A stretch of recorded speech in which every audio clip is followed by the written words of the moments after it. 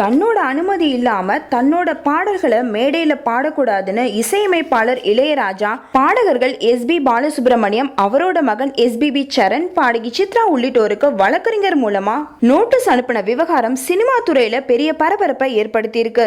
இளையராஜாவோட இந்த நடவடிக்கைக்கு இளையராஜாவோட தம்பியும் இசையமைப்பாளருமான கங்கை அமரன் கடும் கண்டனம் தெரிவிச்சிருக்காரு. இது தொடர்பா தொலைக்காட்சி ஒண்ணுக்கு சிறப்பு பேட்டி அளிச்ச அவரு, ராயல்டி கொடுத்துட்டு தான் பாடல்களை கேட்கணும்னு மக்கள் கிட்ட கட்டுப்பாடு விதிக்க முடியுமான்னு கேள்வி கேட்டிருக்காரு. அது மட்டும் இல்லாம பாடல்களை மக்கள் முணுமுணுக்கவும் ராயல்டி கேட்பீங்களா, தியாகராஜா கீர்த்தனைகளை பாட நீங்க ராயல்டி கொடுத்தீங்களான்னு இளையராஜாவுக்கு கங்கை அமரன் சரமாரியா கேள்வி கேட்டு தள்ளியிருக்காரு. இந்த நிலையில இந்த விவகாரத்தை பத்தி வைரமுத்துவோட மகனும் பாடலாசிரியருமான மதன் கார்கி, பாடலை எழுதியவங்களுக்கும் திரைப்படத்தை தயாரிச்சவங்களுக்கும் காப்புரிமை உண்டுன்னு சொல்லியிருக்காரு.